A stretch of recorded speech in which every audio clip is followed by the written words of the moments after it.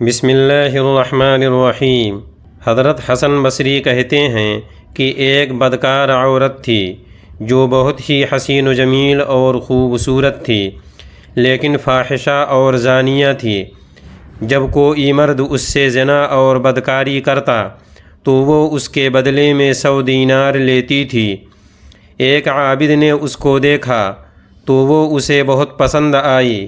اس نے جا کر محنت مشقت کر کے 100 دینار جمع کیے اور اس عورت کے پاس جا کر کہا کہ تو مجھے بہت پسند آئی، اس لیے میں نے جا کر محنت مزدوری کر کے یہ 100 دینار تمہارے لیے جمع کیے ہیں۔ اس عورت نے کہا کہ اندر چلو۔ وہ دونوں اندر چلے گئے۔ اس عورت کی سونے کی چارپائی تھی۔ وہ اپنی چارپائی پر بیٹھ گئی اور کہا کہ آ جاؤ۔ جب عابد اس عورت کے پاس بیٹھ گیا، جیسا کہ شوہر بیوی کے پاس خاص کام کے لیے بیٹھ جاتا ہے، تو اس نے اللہ کے سامنے اپنی حاضری کو یاد کیا اور اس پر گھبراہٹ طاری ہو گئی، اور اس نے عورت سے کہا کہ مجھے چھوڑ دو، میں جاؤں گا اور 100 دینار بھی تم سے نہیں لیتا، تم اسے رکھ لو۔ عورت نے کہا کہ تمہیں کیا ہو گیا؟ تم تو ابھی کہہ رہے تھے کہ میں تمہیں بہت پسند آئی، تم نے محنت اور مشقت کر کے 100 دینار جمع کیے تھے، اب جب تم کو مجھ پر قدرت ہو گئی تو تم مجھے چھوڑ کر جا رہے ہو، ایسا کیوں؟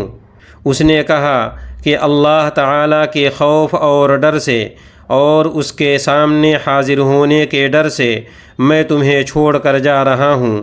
اب تو مجھے میرا نفس بھی برا لگنے لگا ہے اور تو بھی میرے نزدیک سب سے بری ہو گئی ہے۔ عورت نے کہا کہ اگر تو اپنی اس بات میں سچا ہے تو میرا شوہر تیرے علاوہ کوئی نہیں ہوگا۔ اس عابد نے کہا کہ مجھے چھوڑ دو، میں جاتا ہوں۔ عورت نے کہا کہ نہیں، جب تک تم میرے ساتھ یہ اقرار اور وعدہ نہیں کرو گے کہ میں تم سے نکاح کروں گا، اس وقت تک نہیں جا سکتے۔ عابد نے کہا کہ میں کوئی اقرار اور وعدہ نہیں کر سکتا، میں ایسے ہی جاؤں گا۔ اس عورت نے کہا کہ اگر میں تیرے پاس خود ہی آ جاؤں تو کیا تم مجھ سے نکاح کرو گے؟ اس نے کہا کہ شاید ہو سکتا ہے۔ عابد وہاں سے چہرے پر نقاب ڈال کر نکل گیا اور اپنے شہر میں چلا گیا۔ عورت بھی اپنے گناہوں پر شرمندہ ہو کر اپنے پچھلے کاموں سے توبہ کر کے وہاں سے چل پڑی، یہاں تک کہ اس عابد کے شہر میں پہنچی اور اس کا مکان معلوم کیا۔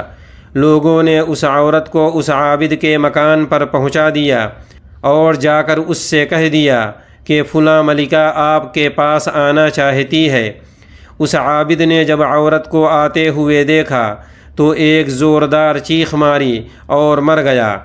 عورت پریشان ہو گئی اور کہنے لگی، یہ تو مجھ سے چلا گیا، کیا اس کا کوئی رشتہ دار زندہ ہے؟ لوگوں نے کہا کہ اس کا بھائی ہے، لیکن وہ فقیر ہے۔ عورت نے کہا کہ میں اس کے بھائی سے اس سے محبت کی وجہ سے نکاح کروں گی۔ چنانچہ اس نے اس کے بھائی سے نکاح کر لیا اور اس کی اولاد میں اللہ تعالیٰ نے 7 بہت بڑے اولیاء اور بزرگوں کو پیدا فرمایا۔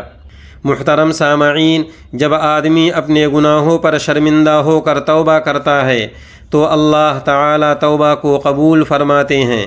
اللہ کے رسول صلی اللہ علیہ وسلم نے فرمایا، گناہ سے توبہ کرنے والا ایسا ہے جیسا کہ اس نے گناہ کیا ہی نہیں۔ دوسری حدیث میں آپ صلی اللہ علیہ وسلم نے ارشاد فرمایا، آدم کی ہر اولاد غلطی کرنے والی ہے، سب سے بہترین غلطی کرنے والے توبہ کرنے والے ہیں۔ اس لیے ہم سب کو اپنے گناہوں پر توبہ کرنا چاہیے اور کسی آدمی کو حقیر اور ذلیل نہیں سمجھنا چاہیے۔